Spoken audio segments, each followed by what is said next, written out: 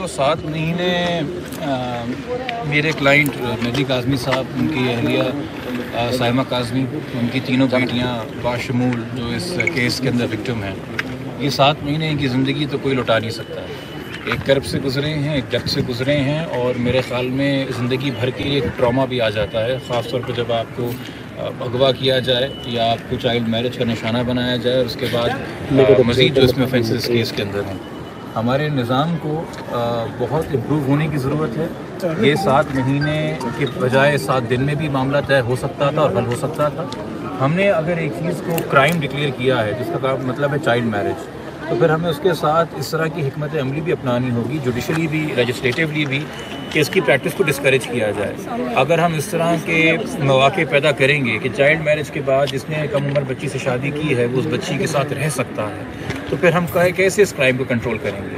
تو یہ جو کوہیبیٹیشن ہے، اس کو ڈسکریج کرنے کی ضرورت ہے، اور اس کیس کے اندر میرے خیال میں پولیس کے جونیئر اور سینئر افسروں دونوں کو بہت زیادہ سنجیدگی سے ٹرین کرنے کی ضرورت ہے۔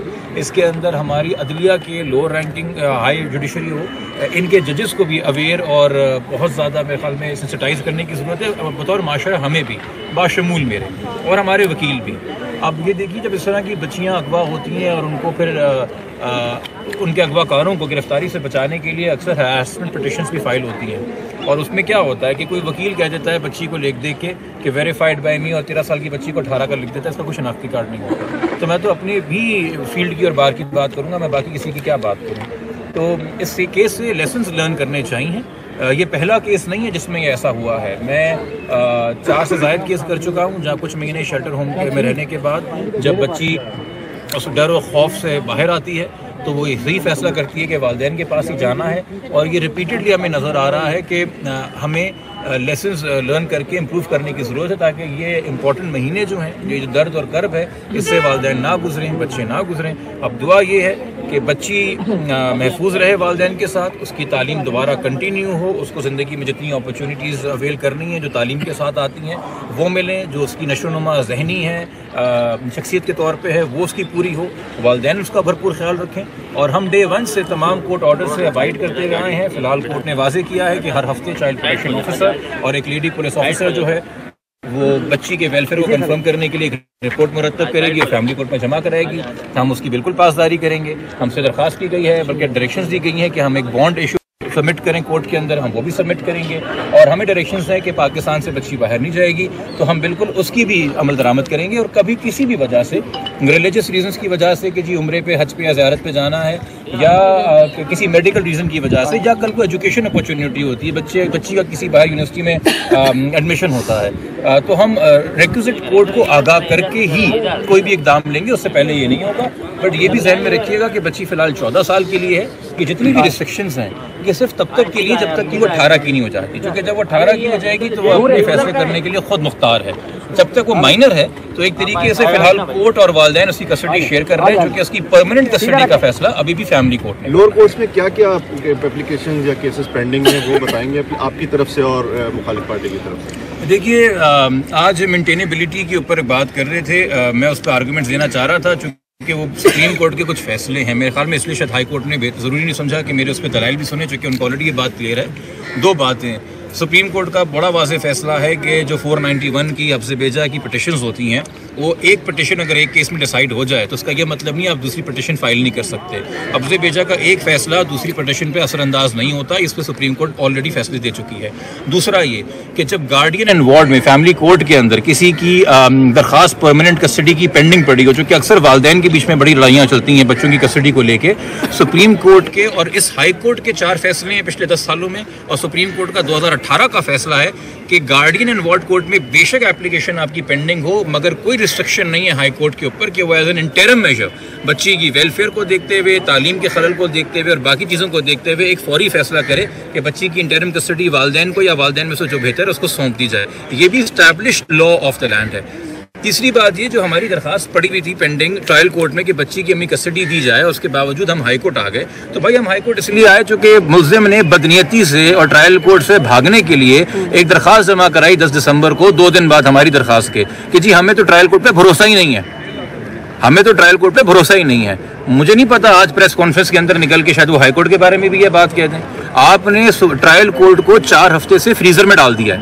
ٹرائل کاپی تک نہیں دے رہا کسی پیپر کی کیس کے اندر. آپ یہ تو عدالت کو نہیں بتا رہے ہیں کہ آپ نے کس طرح کے حربے آپ استعمال کیے ہیں. اور آپ نے کبھی سنا ہے کہ جج کو جب اپلیکیشن دی جائے کہ ہمیں آپ پہ کانفیڈنس نہیں ہے تو اس جج کی شخصیت کے حوالے سے جو الزام ہے اسی جج کو بتائے جائیں, اور پھر اس جج کی شکایت ڈی جے کے پاس کرنے کے بجائے آپ کراچی بار ایسوسیشن میں جا کے وکیلوں کو کر رہے ہیں. یعنی کہ آپ ایک جج کو اسکینڈلائز کرنا چاہ رہے ہیں, ڈرانا چاہ رہے ہیں, پرسنل ہو رہے ہیں. اس طرح کے حربے آپ نے استعمال کیے ہیں.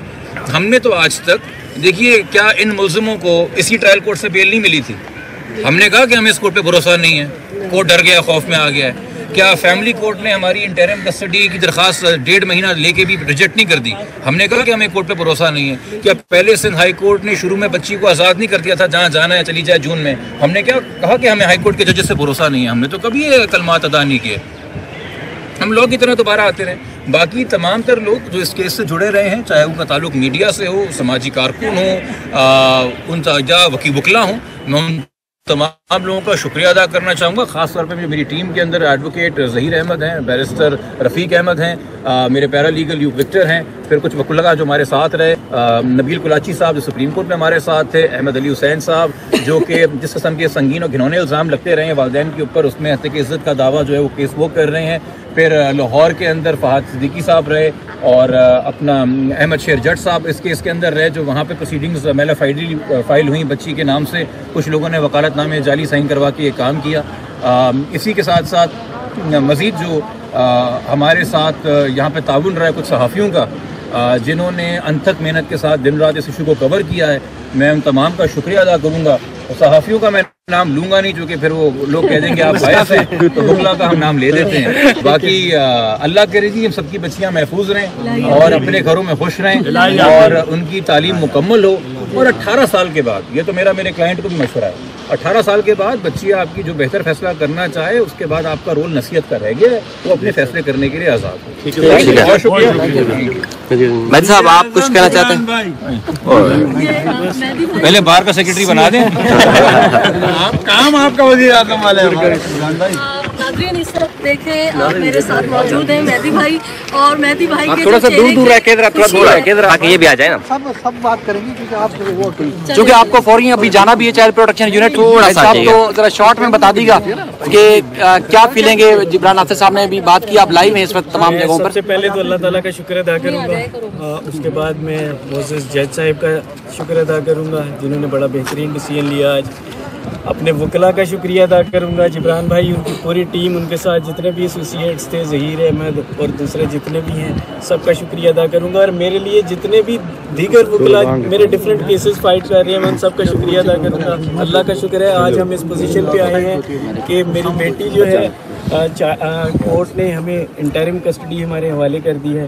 اور میں بہت شکریہ ادا کروں گا آپ سب صحافی بھائیوں کا, یہ میری سسٹر بھی کھڑی ہیں, ان سب کا میں شکریہ ادا کروں گا کہ آپ لوگوں نے میرے لیے جو انتھک محنت کی, یقین کریں اس کے بغیر شاید یہ پاسبل نہیں تھا. اور ایٹ دی اینڈ وہ تمام لوگ جو اپنی دعاؤں میں ہاتھ اٹھا کے میرے لیے دعائیں کرتے تھے, میں ان سب کا, اور ابھی بھی کرتے ہیں, میں ان سب کا شکریہ ادا کروں گا.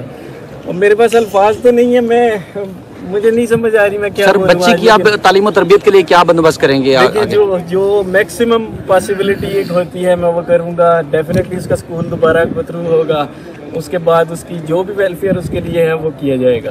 اچھا مہدی بھائی, جج صاحب بڑے آپ سے خوشگوار انداز میں پوچھ رہے تھے کہ ہم بچی کو آپ کے حوالے کر رہے ہیں اور آپ کیا کریں گے اس کے لیے, کیا ڈپازٹ کرائیے, تو آپ نے کیا جواب دیا میں ذرا سن نہیں سکی تھی. دیکھیے جو بھی جج صاحب نے مناسب سمجھا وہ ہم نے اسے ایکسیپٹ کیا. جو بھی انہوں نے ہمارے اوپر وقتی طور پہ جو ریسٹرکشنز لگائی ہم تھوڑی سی تفصیل بتائیں کہ انہوں نے آپ کو کیا ہدایت کی, ہمارے ناظرین کو پتہ چلے کہ آپ کی کیا مکالمہ ہوگا. جیسے اگر آپ نے باہر جانا ہے تو آپ کورٹ کی پرمیشن لیں گے. اس کے علاوہ میرے سے بانڈ ایک رکھا گیا ہے جو ایز اٹ از جو کورٹ نے ایوری ویک چائلڈ پروٹیکشن جو ہے وہ وزٹ کرے گا اور بچی سے اس کے تاثرات پوچھے گا. جو بھی جج صاحب نے اس سلسلے سے ہمیں حکم دیا ہے ہم اسے فالو کریں گے. اللہ ٹی وی کی ویڈیوز دیکھنے کے لیے ہمارے چینل کو سبسکرائب کریں اور بیل آئیکن پر کلک کریں تاکہ آپ ہماری آنے والی ہر نئی ویڈیو سے باخبر رہ سکیں. اللہ ٹی وی پاکستانیوں کا عوامی چینل ہے. ہم صرف اپنی نہیں سناتے, آپ کی بھی سنتے ہیں. किसी भी खबर पर तबसरा करने के लिए हमारे व्हाट्सएप नंबर पर अपना पैगाम भेजें।